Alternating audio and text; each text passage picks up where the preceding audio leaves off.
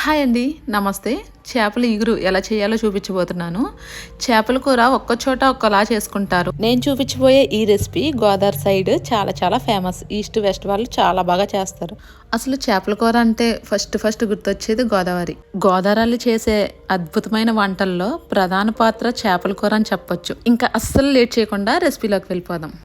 First అయితే కూర కోసం మసాలా రెడీ చేసుకుందాం. ఈ మసాలాకి ఏమేం కావాలో చూసేద్దాం. ఫస్ట్ అయితే జీలకర్ర గసగసాలు కలిపి వేస్తానండి. తర్వాత 1 టీ స్పూన్ ధనియాలు, తర్వాత అందులో ఒక 3 లవంగాలు, 1 ఇంచు వరకు దాల్చిన చెక్క, తర్వాత ఒక 7-8 వెల్లుల్లి రేకులు వేసుకోవాలి.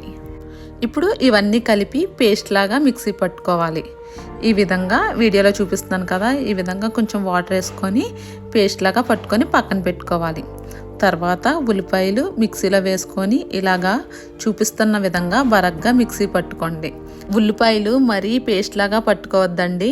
నేను చూపిస్తున్నాను కదా వీడియోలో, ఈ విధంగా ఉంటే చాలు.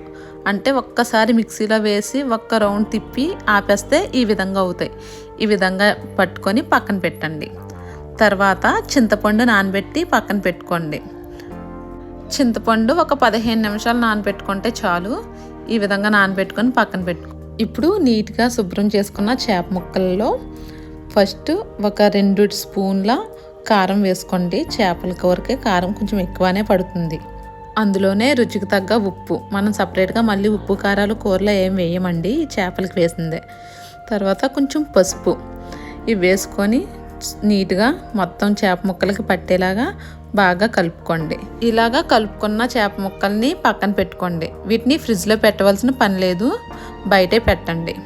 ఈ విధంగా పక్కన పెట్టుకున్నాక తర్వాత ఇప్పుడు స్టవ్ మీద మూకుడు పెట్టుకొని అందులో 3 టేబుల్ స్పూన్ల వరకు ఆయిల్ వేసుకోండి. ఆయిల్ వేడయ్యాక ముందుగానే ప్రిపేర్ చేసుకొని పెట్టుకున్న ఉల్లిపాయలు ఉన్నాయి కదా, ఉల్లిపాయలను వేసుకొని బాగా ఫ్రై చేసుకోవాలి. ఉల్లిపాయలు ఎంత బాగా ఫ్రై చేసుకుంటే కర్రీ అంత బాగుంటుంది టేస్ట్ అనేది. తర్వాత ఉల్లిపాయలు ఈ విధంగా కలర్ చేంజ్ అవుతూ ఉన్నప్పుడు ముందుగానే పొడుగ్గా కట్ చేసి పెట్టుకున్న పచ్చిమిర్చి కూడా వేసుకొని కాసేపు మగ్గే వరకు ఫ్రై చేసుకోవాలి. ఇప్పుడు ఇలాగ ఉల్లిపాయలు ఫ్రై అయ్యాక కలర్ చేంజ్ అవుతాయి. కలర్ చేంజ్ అయ్యాక అప్పుడు టమాటా చిన్న ముక్కలుగా కట్ చేసి వేసుకొని టమాటా కూడా మగ్గేంత వరకు ఫ్రై చేసుకోవాలి. టమాటా కూడా బాగా మగ్గిపోయాక అందులో కరివేపాకు వేసుకోవాలి. కరివేపాకు అస్సలు మర్చిపోకండి వేయడం. ఇవన్నీ బాగా కలుపుకున్నాక ఇందులో చేప ముక్కలు వేసేసుకోవాలి. తర్వాత చేప ముక్కలు వేసుకున్నాక మనం ముందుగానే రెడీ చేసి పెట్టుకున్నాం కదా మసాలా, అది కూడా వేసేసుకొని అంతా కలిసేలాగా కలుపుకోవాలి. చేపలు కలిపేటప్పుడు చాలా జాగ్రత్తగా కలపాలి. సైడ్ నిండే కలపండి, ఎందుకంటే చేపలు విరిగిపోతాయి. ఈ విధంగా మసాలా అంతా బాగా పట్టేలాగా కలుపుకున్నాక ముందుగా నానబెట్టించుకున్న చింతపండు రసం కూడా వేసేసుకోవాలి.